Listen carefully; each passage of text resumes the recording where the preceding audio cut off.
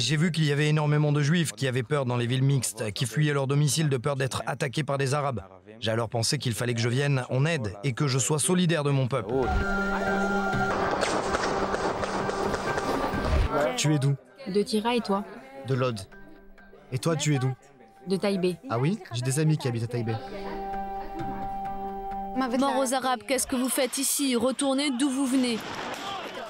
Comment ça, d'où je viens? Ça fait plus de 70 ans qu'on est ici. Où voulez-vous que je retourne?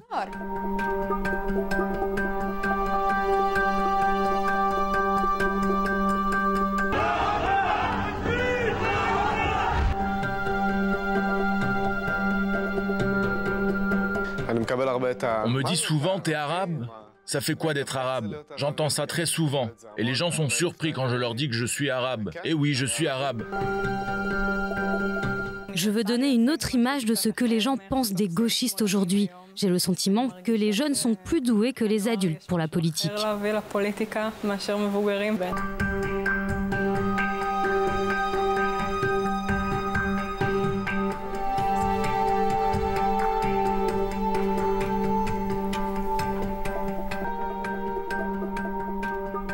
Toi qui habites près de la bande de Gaza, tu fais souvent des crises de panique? Oui, j'en fais assez souvent. Je me définis comme palestinienne, arabe et musulmane qui habite ici. J'ai eu peur qu'ils arrivent jusque dans mon quartier. Ça a été très dur de voir ma ville en feu aux infos.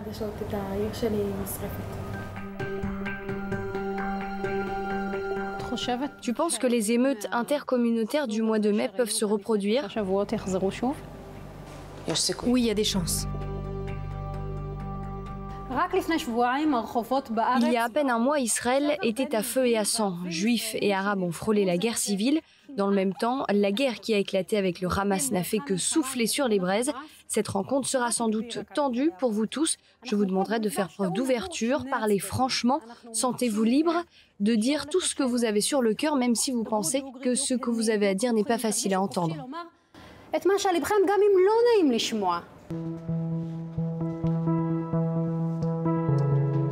Vous pensez que votre vie ici est plus difficile du simple fait que vous êtes arabe? Oui, c'est clair, j'ai 18 ans et quand je vais travailler au centre commercial, on me demande de ne pas parler l'arabe pour ne pas froisser les clients. Je voudrais rebondir sur ce que tu disais, Boaz, à propos des Arabes et de la langue arabe. Bien sûr que cela vous effraie puisque tous les jours vous entendez qu'un terroriste a été abattu, qu'un autre a été neutralisé. Mais par contre, vous n'entendez rien de ce qui se passe chez nous, de notre propre narratif.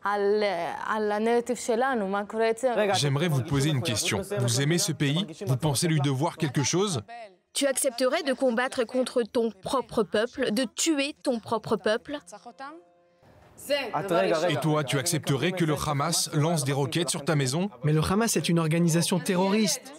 Un enfant de 10 ans, d'un an ou d'un jour, c'est un terroriste pour toi? Attends, t'es en train de dire que Tsahal bombarde pour tuer sciemment des enfants? Oui, absolument. C'est ce que je dis. Oui, mais c'est n'importe quoi enfin. C'est pas nous qui avons commencé cette guerre. Rien ne justifie la violence, mais moi, en tant qu'arabe, c'est normal que je ressente un peu d'empathie pour les Arabes. Vous êtes quand même conscient du fait qu'Israël est un État juif et démocratique, juif avant tout. Et cet État a été créé suite aux pogroms et aux massacres dont les Juifs ont été victimes dans le monde entier. Cet État a été créé pour protéger les Juifs.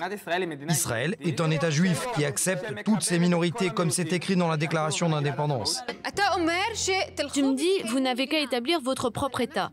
Mais bon sang, nous vivons ici depuis bien plus que 70 ans. Vous prétendez avoir habité sur cette terre il y a des générations en arrière. Oui, il y a 2000 ans. 2000 ans, peu importe. C'est pourquoi il faut qu'on trouve une solution ici, en Israël, et pas ailleurs. On peut continuer à polémiquer comme ça pendant des années. Ça n'en finira jamais si chacun prétend avoir été là avant l'autre. Si on ne trouve pas un compromis ici sur cette terre, et moi j'en ai assez, j'en ai marre de ces injustices, marre de voir mes amis mourir, marre de risquer ma propre vie ou celle de mes amis.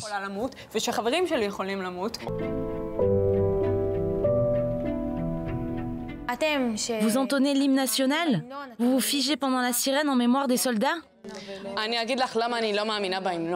Non, et je vais t'expliquer pourquoi. Les paroles de l'hymne national comportent ce passage « Tant que l'âme juive vibrera ». Moi, je ne suis pas une âme juive.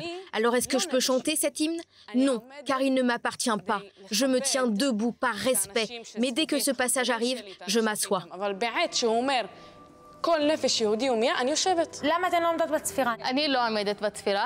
tu voudrais que je me fige à la mémoire des soldats alors qu'ils ont tué des membres de mon peuple?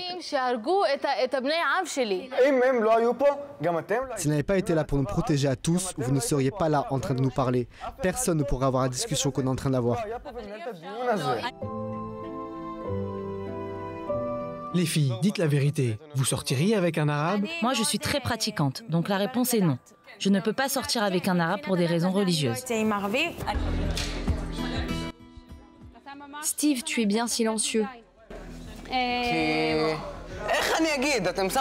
voulez-vous que je vous dise? Vous m'avez mis dans un groupe qui ne me correspond pas. J'ai entendu des trucs qui m'ont choqué, comme par exemple qu'il ne se levait pas pour la sirène. Moi, depuis que je suis tout petit, je me lève quand même.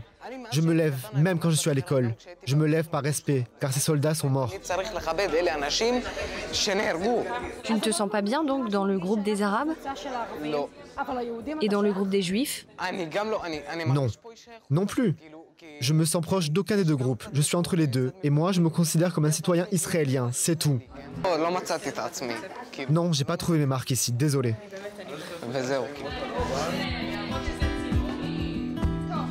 Steven, à partir de maintenant, tu es au milieu.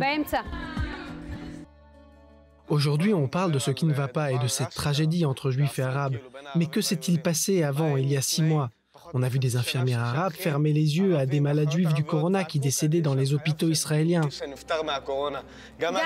Oui, pareil pour la tragédie de Méron, quand des Arabes ont ouvert leurs portes aux ultra-orthodoxes blessés dans la bousculade. On a trop tendance à l'oublier. Pourquoi on parle toujours des mauvaises choses et non pas des choses bien? Moi, je sors très optimiste de cette rencontre parce qu'on est obligé de présenter un front commun qui défend l'égalité et l'amour, parce qu'en face, il y aura toujours des pyromanes pour mettre le feu aux poudres et qui nous expliqueront qu'on a toutes les bonnes raisons du monde de se détester.